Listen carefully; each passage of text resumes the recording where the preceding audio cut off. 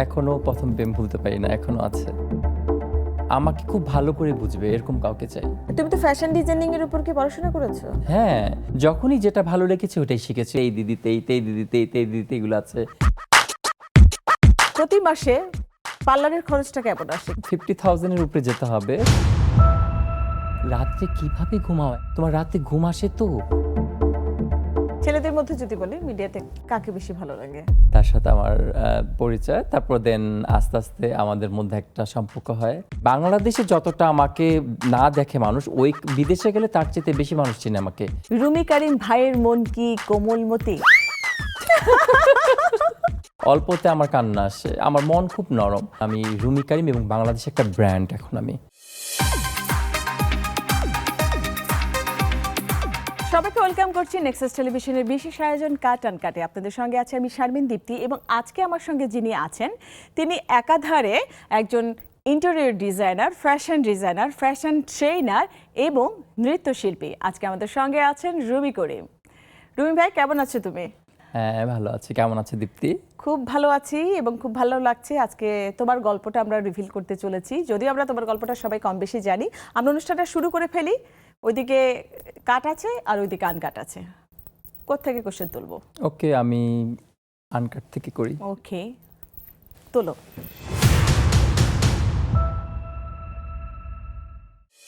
প্রশ্নটা হচ্ছে, প্রথম প্রেমে পড়ার গল্পটা কেমন ছিল? জীবনের প্রথম প্রেমে পড়ার গল্পটা কেমন ছিল? জীবনে প্রথম প্রেমে পড়ার গল্পটা আসলে সবার জীবনেই কোনো না কোনো ভাবে প্রেম আসে। তোমার জীবনের প্রেম আমার জীবনে ওরকম ভাবে প্রেম এসছে, এখনো প্রথম প্রেম ভুলতে পারি না, এখনো আছে। কেমন ছিল সেটা আমরা একটু শুনি, আমাদের সাথে শেয়ার করো। আসলে প্রেমের যে সময়টা, প্রেমের সময়টা যখন একটা মানুষ সত্যিকারই প্রেম পড়ে, তখন তার ওই সময়টা কিন্তু অনেক, মানে তার লাইফের মধ্যে একটা গোল্ডেন টাইম বলা হয় ওইটাকে, ওই মুহূর্তটাকে, যেটা রিয়েল লাভ বলা হয়, ট্রু লাভ যেটা। কিন্তু তার বাইরে যারা ফেক লাভ করে, ওইটা তো মনে করো যে মানুষের কাছে আসছে যাচ্ছে, সো ওইটা কোনো ভ্যালুই পাচ্ছে না বা ওরকম কোনো টাইপের তার মধ্যে ফিলই হচ্ছে না। তোমার গল্পটাই তো জানতে এখন চাই। আমার গল্পটার মধ্যে হচ্ছে এটাই যে আমি ফিলটা পেয়েছিলাম ওই মুহূর্তে। আসলে যেটা রিয়েল প্রেম কাকে বলে সেটা আমি একটু হলেও বুঝতে পেরেছি, যদিও এখন আমার কাছে প্রেমটা এখন আর নাই। কেমন ছিল সেটা? কেবল প্রেমে পড়ার গল্পটা কেমন ছিল? প্রেমে পড়ার গল্পটা খুব ভালো ছিল, যে হুট করে প্রেমে পড়া, তারপর তোমার হচ্ছে দেখা, তারপর এই তো যোগাযোগ করা, তারপর বিভিন্ন জায়গায় সময় স্পেন্ড করা, যাওয়া, সময় দেয়া, এটা সেটা হাবিজাবি যেটা হয় আর কি। দেখাটা কোথায় হয়েছিল কিংবা কিভাবে হয়েছিল আমি একটু জানার চেষ্টা করি। আমাদের একটা আসলে আমাদের রিলেশনটা তো ওরকম আসলে হুট করে একটা হওয়া আর কি, যেটা হচ্ছে আমাদের দেখাটা হয়েছিল আমাদের ফেসবুকের মাধ্যমেই। তার সাথে আমার পরিচয়, তারপর দেন আস্তে আস্তে আমাদের মধ্যে একটা সম্পর্ক হয়। দেন পরবর্তীতে আমরা যখন দেখা করতে যাই তখন আমরা একটা ক্যাফেতে যাই, তো সেখানে আমাদের প্রথম দেখা হয় আর কি। তারপর লাভ লাভ লাভ লাভ লাভ অনেক কিছু হয়। তারপর নামটা কি আমরা জানতে পারি? আসলে নামটা এই মুহূর্তে এখানে আমি জানাতে চাচ্ছি না, সো এটা এতটুকু সিক্রেট থাকুক, এতটুকু তার নামটা না জানালেই ভালো। তার মানে রুমি করিমের সিক্রেট আছে যেটা না, সে এখন বলতে নাই, চাচ্ছে না। এক সময় ছিল, একটা প্রেম ছিল, লাইফে একটাই করেছিলাম রিলেশন, সেটা এক সময় ছিল, বাট এখন আর নাই। এখন মনে করি যে যেরকম আছে এরকম বরঞ্চ ভালো আছি। ফ্যামিলি নিয়ে আছি, ভাই বোন নিয়ে আছি, নিজের কাজ নিয়ে আছি। না, আমরা তোমার অনেক ইন্টারভিউতে শুনেছি প্রেজেন্টাররা বলছে কবে বিয়ে করবেন ভাইয়া, কবে করবেন। হ্যাঁ, এখন কি প্রথম প্রেম ভুলতে পারোনি দেখে বিয়েটা করোনি? না না, এটা ভুল কথা। নিজের পছন্দের কাউকে খুঁজে পাওনি? অ্যাকচুয়ালি নিজের মন মতো এখনো হয়নি। নিজের আসলে আমার কেমিস্ট্রির সাথে তো তার কেমিস্ট্রি মিলতে হবে। কেমন বউ চাও আমি একটু বলবে? খুবই, মানে আমার পছন্দ অত আহামরি কিছু না, খুব সাদামাটা, মানে আমার মনের মতো হলেই আমি অ্যাকসেপ্ট করব, আর আমার মনের মতো না হলে সেটা বলো, তাহলে মানুষ হয়তো তোমাকে মেসেঞ্জারে আবারও তুমি দেখা পেতে পারো। একটু শুনে থাক, আমি বলতে চাই না মনের মতো কে, এটা আমার মনের ভিতরেই থাকুক। এটা বললে আবার যেহেতু দর্শক জানে সেটা কোন ব্যক্তি সেটা জানতে চাচ্ছি না, কিন্তু কেমন বউ চাও তুমি? খুবই, মানে আমার ওরকম চাওয়া পাওয়া নাই। আমি চাই একটা খুব মানে যে আমাকে খুব ভালোবাসবে, যে আমাকে খুব বুঝবে, যে আমাকে খুব ভালো করে বুঝবে, এরকম কাউকে চাই। আচ্ছা, তোমাকে যে ভালো করে বুঝবে এরকম কাউকে হ্যাঁ। চাই। আসলে যারা ভালো বুঝতে পারেন তারাই রুমি করিমের ভাইয়ের ফেসবুক মেসেঞ্জারে আসলে নক করবেন। আমরা পরবর্তী কোশ্চেনে চলে যাই। ওকে।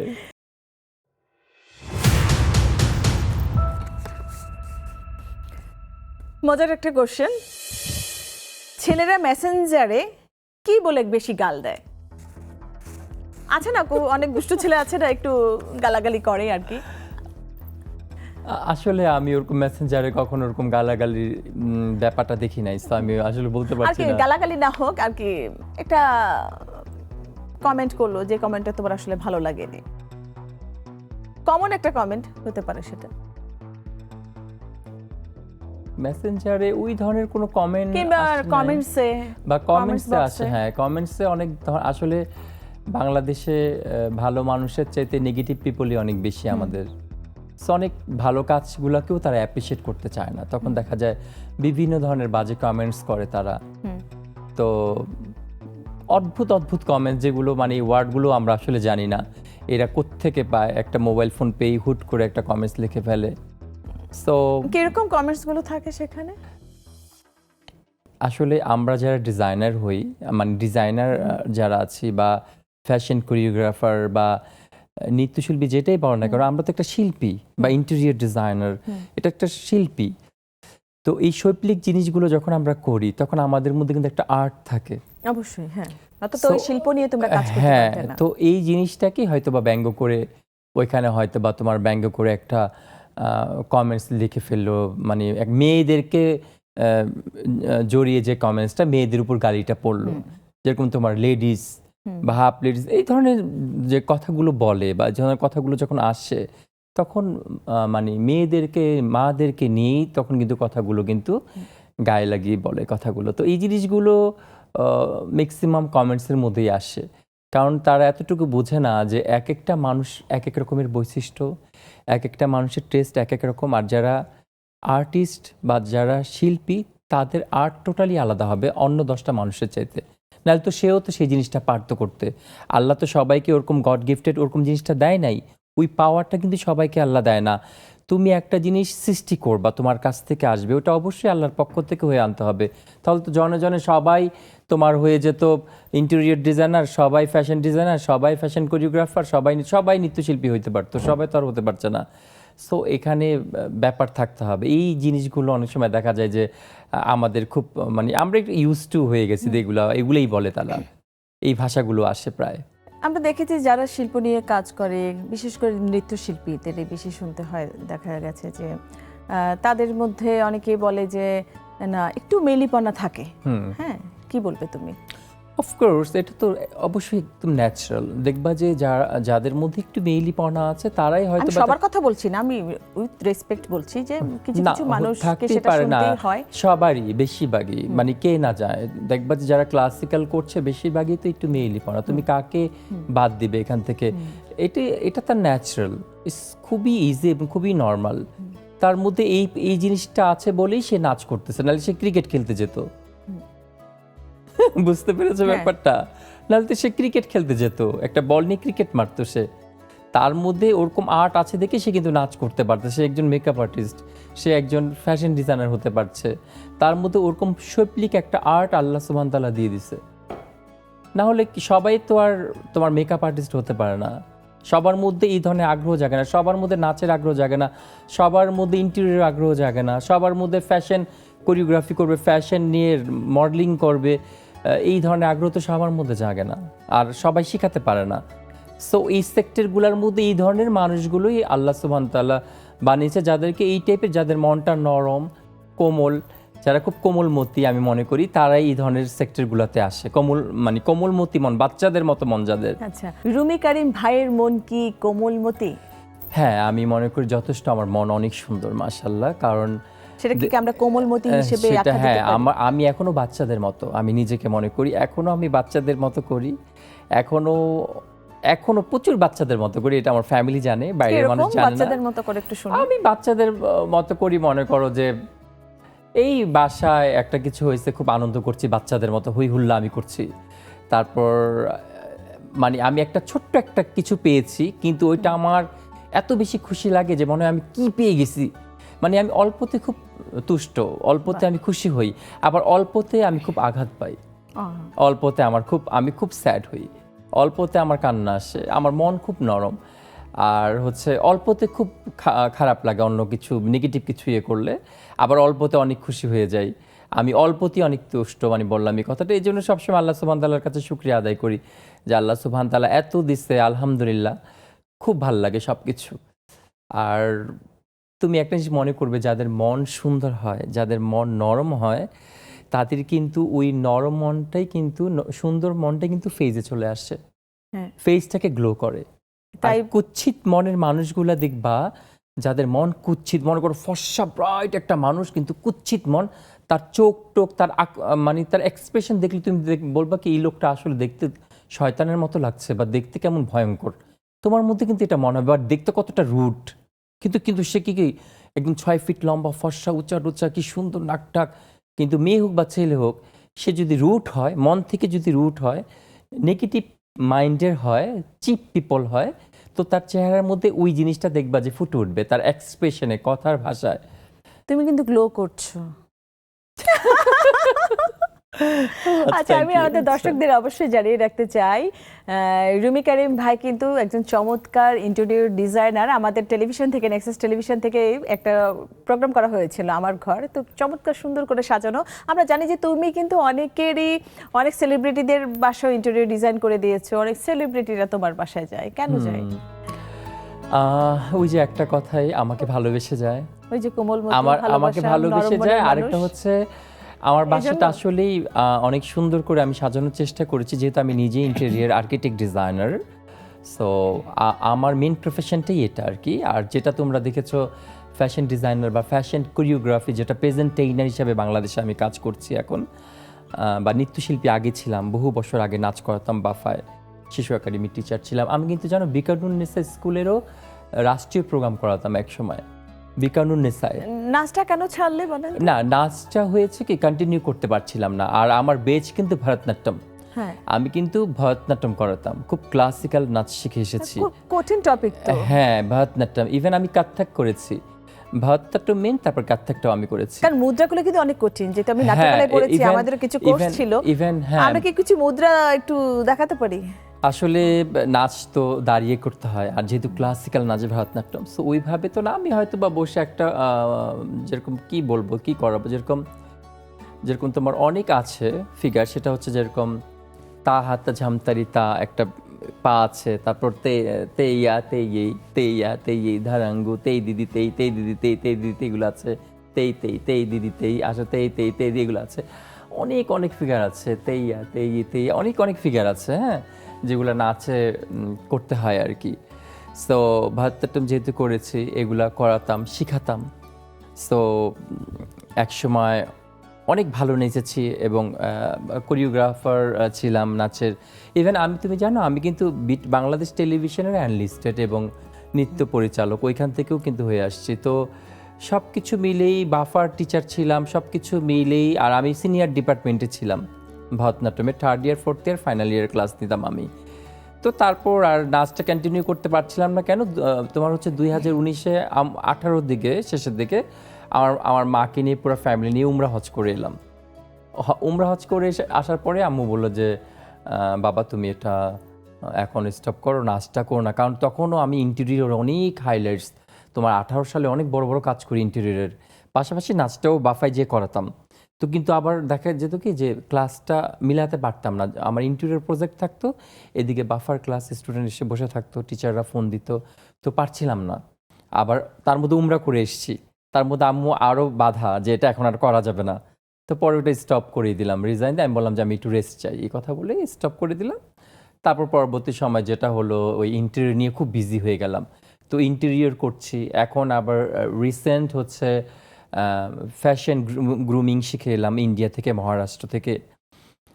তো ওইখান থেকে করে এসছি একদম ইন্টারন্যাশনাল গ্লোবালি, যে মানে যে হাঁটাটা মেয়েরা হাঁটবে, যেরকম তোমার ক্যাটওয়াক, হর্স ওয়ার্ক, মানে প্রেজেন্টেইনার বলতে কম্পিটিশনের জন্য মেয়েরা যে দেশের বাইরে যায়, মানে তোমার হচ্ছে কি বলে, মানে মিস বিউটি হয় না আমাদের বাংলাদেশ থেকে, ইন্টারন্যাশনাল বিউটি প্ল্যাটফর্মে যে কাজটা করে, হ্যাঁ, ওই ইন্টারন্যাশনালি ভাবে যে হাঁটা যেটা, ওই ক্যাটওয়াকগুলো এখন আমি বাংলাদেশে শেখাচ্ছি, যেটা এর আগে কেউ করেছে কিনা আমি জানি না, কিন্তু আমি করাচ্ছি। সো এই জিনিসগুলো এখন এর আগে তো বাংলাদেশের জন্য, পার্টিসিপেন্ট হ্যাঁ ছিল আমাদের না পার্টিসিপেন্টরা ছিল, বিভিন্ন কিন্তু তারা অ্যাকচুয়ালি কি শোতে। এখান থেকে অনেকে শিখে যায় না, তারা ওই দেশের বাইরে যেয়ে শিখেছে। আচ্ছা। মানে এখান থেকে শিখেছে কিন্তু দেশের বাইরে যেয়ে তারা ওইখানে ওই গ্লোবাল স্টাইলে হাঁটাটা তারা শিখেছে, যেটা প্রেজেন্ট কোর্স যেটাকে বলা হয়। তো ওইটা আমি আবার বাংলাদেশে শুরু করেছি। তো ওই কোর্সটা যে শিখে আসলো সেটা কয় বছরের কোর্স ছিল না? না ওইটা কয় বছরের না, মাসের ওইটা ছিল? হচ্ছে আমি একটা খুব শর্ট অ্যাডভান্স কোর্স করে এসেছি 6 মান্থের, কিন্তু এখানে 3 মাস করলেই হয়ে যাবে, যারা আসবে তারা 3 মাস করলেই হয়ে যাবে। এখন কি বিউটি প্রেজেন্টেটর হিসেবে সময় দিচ্ছ? হ্যাঁ অল্প সময় দিচ্ছি, কারণ এটা হচ্ছে দেখা যায় আমার মেইন প্রফেশনের পাশাপাশি এই প্রফেশনটা একটু করছি, নাচটা করছি না, এটা একটা দেখা যায় যে একটু ভালোই লাগে, এন্টারটেইনমেন্ট হয়। আর আলাদা কিছু বাংলাদেশে পেলো আমার কাছ থেকে মানুষ, যেটা এখন আর দেশের বাইরে যে করতে হবে না। এবং আমরা জানি যে সেলিব্রিটিরা তোমার বাসায় আসে, বিভিন্ন অকেশনে আসে, অনুষ্ঠানগুলোতে তারা অ্যাটেন্ড করে তোমার বাসায়। তো সেলিব্রিটিদের কাছ থেকে তুমি একটা আর কি বলবো, তুমি একটা অন্যরকম একজন ব্যক্তি যারা তোমাকে খুবই পছন্দ করে, ভালোবাসে, তোমার বাসায় যায়। এটা কিভাবে আসলে অ্যাচিভ করলে? আসলে যখন তোমার কোয়ালিটি থাকবে তখন কিন্তু মানুষ তোমাকে ডাকবে। ইভেন আমি ছোটবেলা থেকেই তো তোমার হচ্ছে মিডিয়ার সাথে জড়িত ছিলাম, কারণ আমি হচ্ছে তোমার সেই বহু ডেটটা না বলি, অনেক আগে কিন্তু বিটিভির অ্যানালিস্টেড, অনেক আগের থেকে বিটিভির অ্যানালিস্টেড, এবং বাফার টিচার ছিলাম, শিশু একাডেমির টিচার ছিলাম, মিডিয়ার মধ্যেই ছিলাম, নতুন কুড়ি থেকে হয়ে আসা সব কিছু মিলিয়েই কিন্তু ছোটবেলা থেকেই গ্রো। আর যখন নাকি ফ্যাশন ডিজাইনিংয়ের উপর পাশাপাশি লেখাপড়া শেষ করে যখন নাকি ইন্টেরিয়র এবং ফ্যাশন একসাথে করলাম, তখন তো বিভিন্ন সেলিব্রিটির আসা শুরু করলো আমার পাশে। তো সবসময় আমাদের শ্রদ্ধেয় আপু রুজিনা আপু আসে, খুব পছন্দের মানুষ আমার একজন, উনি একজন লিজেন্ড আমাদের কাছে, এবং উনি খুবই পছন্দ করে আমার ডিজাইন, খুব এবং আমাদের বাসার ফ্যামিলি সবাইকে, আপুকে অনেক আমরা সম্মান করি। আর কে যখনই উনি আসে, তারপর এর আগে তো ওনার কথা বলতে কষ্ট হচ্ছে, ওনাকে আল্লাহ জান্নাত নসিব করুক, আমাদের অঞ্জনা আপু কিন্তু খুব আসতেন আমার প্রতিটা প্রোগ্রামে, সে মিস করতো না, প্রতিটা প্রোগ্রামে সে চলে আসতো একদম। মানে ওনাকে নিয়ে একটা গল্প আছে। একদিন আমাকে বলছে, রুমি আমি বিউটি পার্লারে আছি, তো আমি আসতে চাচ্ছি আজকে।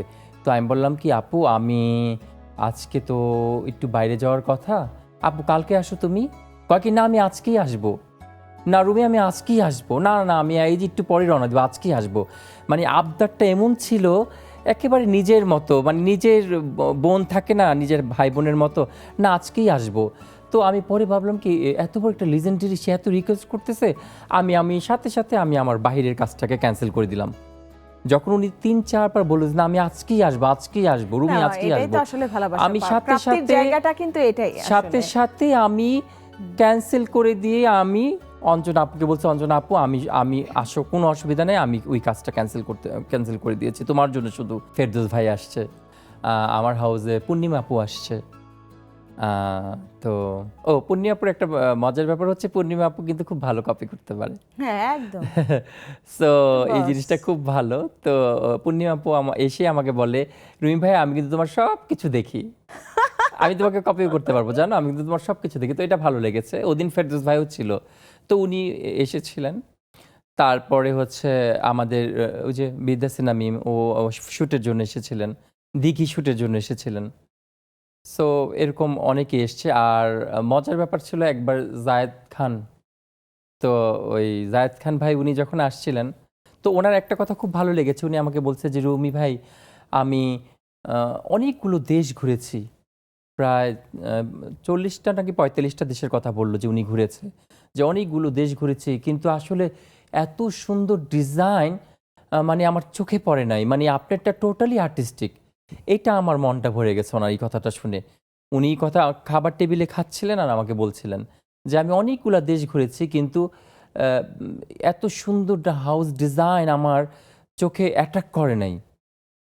মানে আপনার যে এত অল্প পরিসরে যে সুন্দর করে যে আপনি যে রেখেছেন, এই জিনিসটা যে এত অ্যাট্রাকটিভ, এটা উনি মানে বলতে চাইছিল বারবার যে এত সুন্দর লেগেছে। তো ওই জিনিসটা আমার কাছে অনেক আমাকে ইন্সপায়ার করেছে। এবং রুজিনা আপু একই কথা বলছে যে রুমি, আমি যখন লন্ডনে থাকি, ক্যাসেলে যাই, আমি তোমার বাসায় এসে মনে হচ্ছে ক্যাসেল একটা ভাইবস, তুমি এরকম ডিজাইন করেছো, তোমার এইসব তুমি রুজিনা আপুর একটা কথা ছিল, এটা খুব আমার লেগেছে, যে তুমি রাত্রে কিভাবে ঘুমাও এত সুন্দর সুন্দর ডিজাইন মেক করে, তোমার রাতে ঘুম আসে তো, মানে তুমি কিভাবে করো? আমি বলেছি যে বালিশ মাথা দিয়ে। মানে বালিশ মাথায় দিয়ে আমি বলছি, design করি? আমাকে বলছে রাত্রে কিভাবে ঘুমাও, এত সুন্দর সুন্দর ডিজাইন মানে মাথা থেকে বের হয় তোমার, ঘুমাইতে পারো তো? তো আমি বলছি হ্যাঁ, বালিশ মাথায় দিয়ে ঘুমাই যায়। মানে ব্যাপারটা ছিল এরকম, মজার মজার মজার কিছু টপিক ছিল। তো মানুষের ভালোবাসাগুলো আমাকে আসলে ইন্সপায়ার করে অনেক বেশি, অনেক বেশি সামনে এগিয়ে যাওয়ার জন্য আমাকে অনেক ভিতর থেকে উইল ফোর্স আমার মধ্যে কাজ করে, ইচ্ছা শক্তিটা অনেক বেশি আরো বেড়ে যায় তখন। বাহ, আই এম ভেরি লাকি। আসলে লাকি। আমাদের যে সঙ্গীত জগতে যে ইব্রাহিম টিপু ছিল, হ্যাঁ। তো ইব্রাহিম টিপু ভাইও কিন্তু আমার কাছ থেকে তার কস্টিউম বানিয়ে সে কিন্তু ওই কম্পিটিশনে বসতেন, ড্রেস আমার কাছ থেকে সে কিন্তু নিয়েছেন আমার ডিজাইন করা ড্রেস এবং জুতা সহ।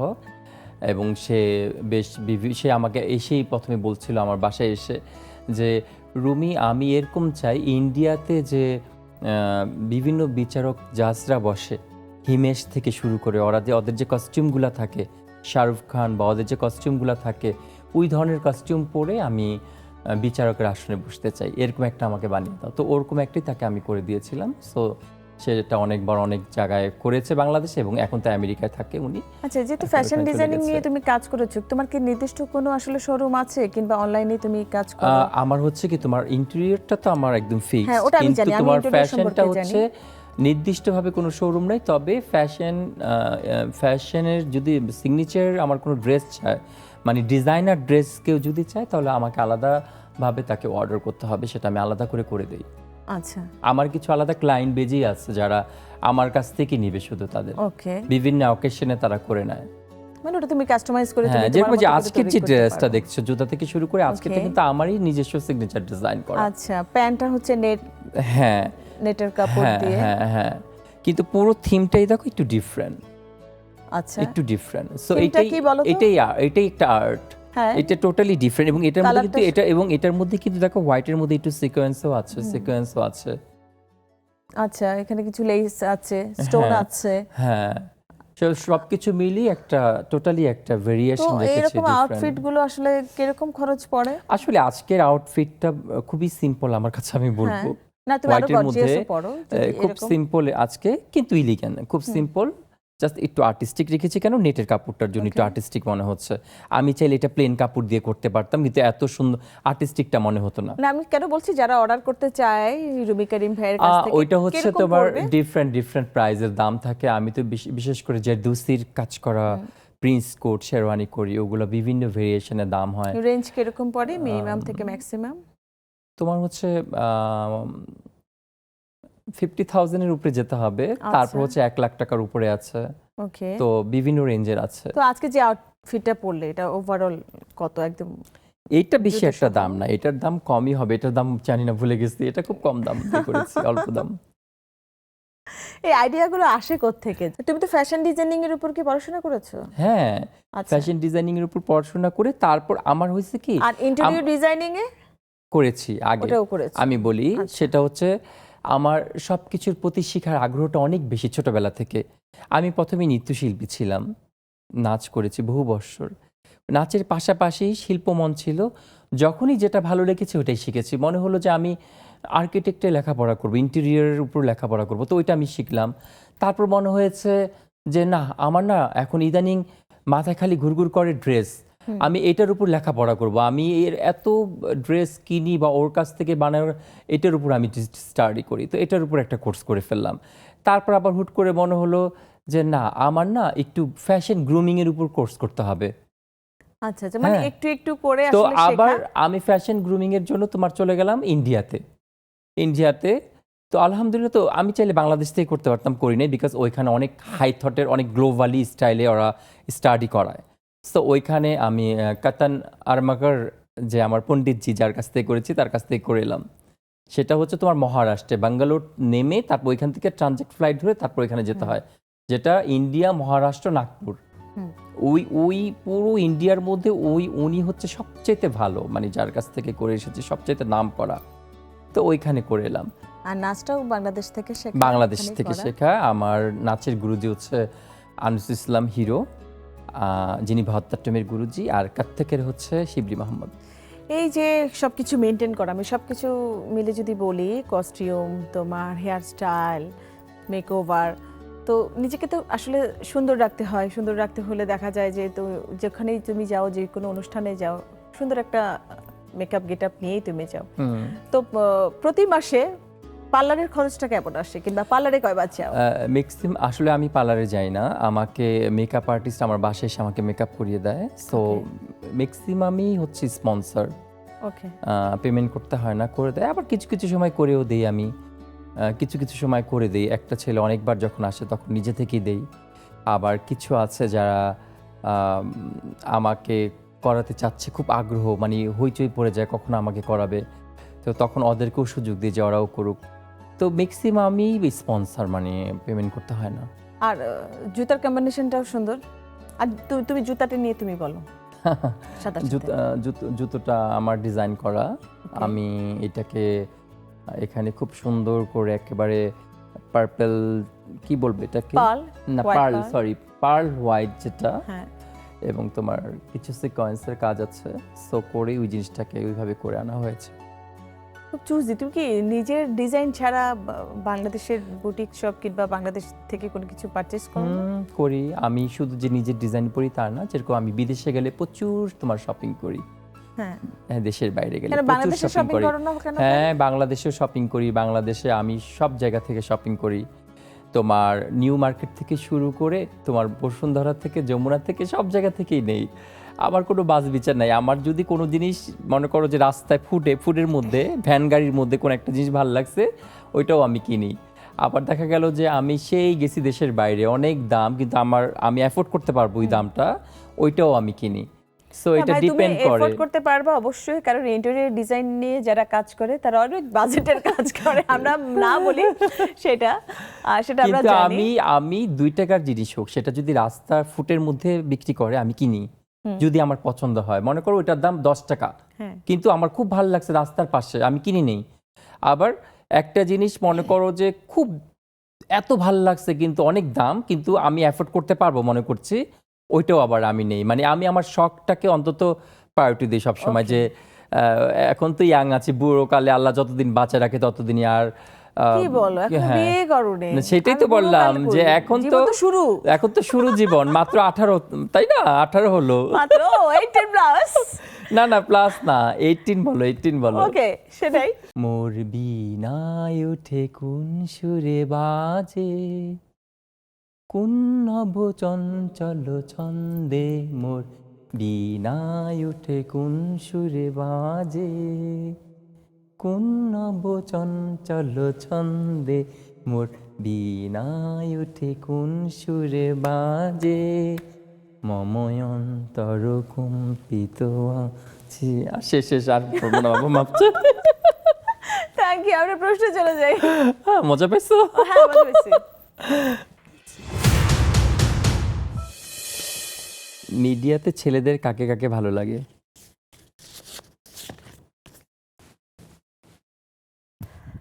ছেলেদের মধ্যে যদি বলি, মিডিয়াতে কাকে বেশি ভালো লাগে, কিংবা কার কাজ ভালো লাগে? আমাদের তো এখন বাংলাদেশে বর্তমানে যাকে নিয়ে বেশি হইচই, mega star, superstar Shakib Khan. তো এখন তো সে টোটালি টপ নচ।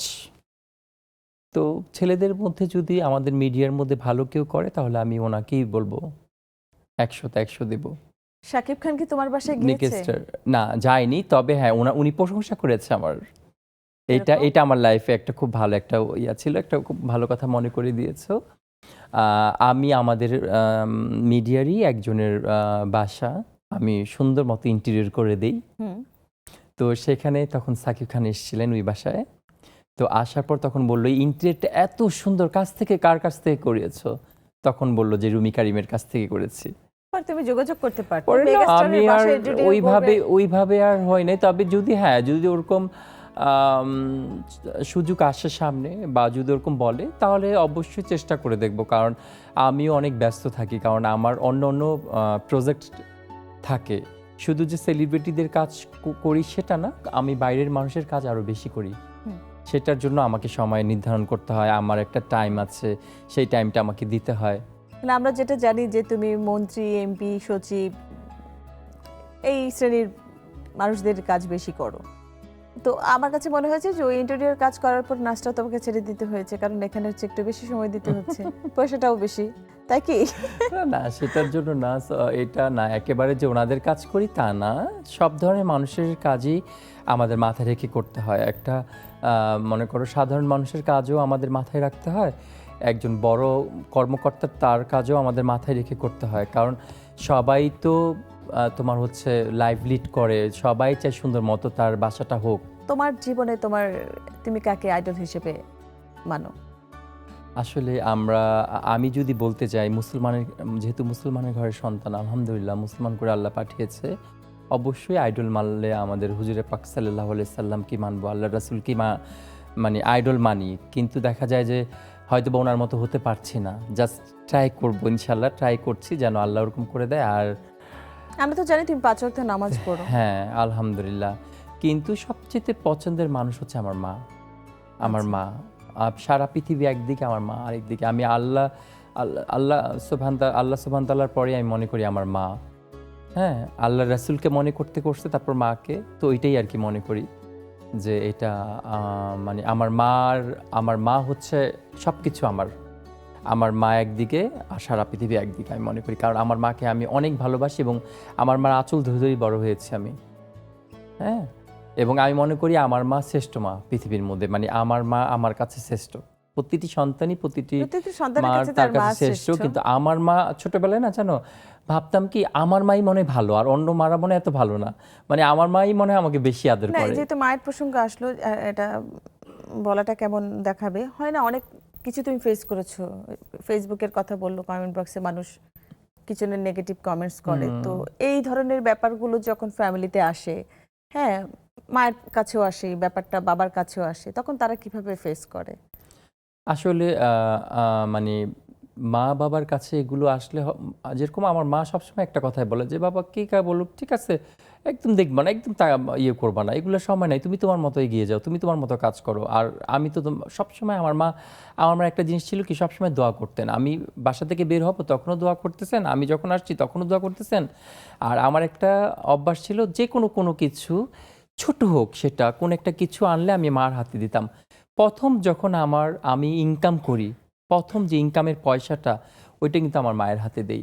এবং আমি এমন একটা ছেলে যে প্রত্যেকবার যে কোনো প্রোগ্রাম থেকে হোক, যে কোনো জায়গা থেকে হোক, আমি যে আর্ন করেছি সেটা আমার মায়ের হাতে দিতাম, এবং আমার মা ওই টাকাটা ধরে এরকম আল্লাহর কাছে দোয়া করতেন, আল্লাহ তুমি আমার সন্তানকে এটা করো, এটা করো, মানে সমস্ত দোয়া করতেন। তো মায়ের দোয়াই আল্লাহর রহমতে এত দূরে চলে আসছি। মায়ের দোয়ায় এখন আমি রুমি কারিম, এবং বাংলাদেশে একটা ব্র্যান্ড, এখন আমি হ্যাঁ বাংলাদেশে একটা ব্র্যান্ড রুমি ইন্টেরিয়ার্স, এটা একটা ব্র্যান্ড হয়ে গেছে বাংলাদেশে, এবং এই ক্লাসের লোকজনগুলোই আমার সাথে কাজ করে। আর হচ্ছে বিদেশে গেলে যেরকম আমি খুব সারপ্রাইজ হই, আমি এর আগে কিছুদিন আগে সিঙ্গাপুর গিয়েছি, তো সিঙ্গাপুরে মেরিনা বিচে যাব, এর আগেই এক বাঙালি ছেলে দেখে আমাকে চিনে ফেলে।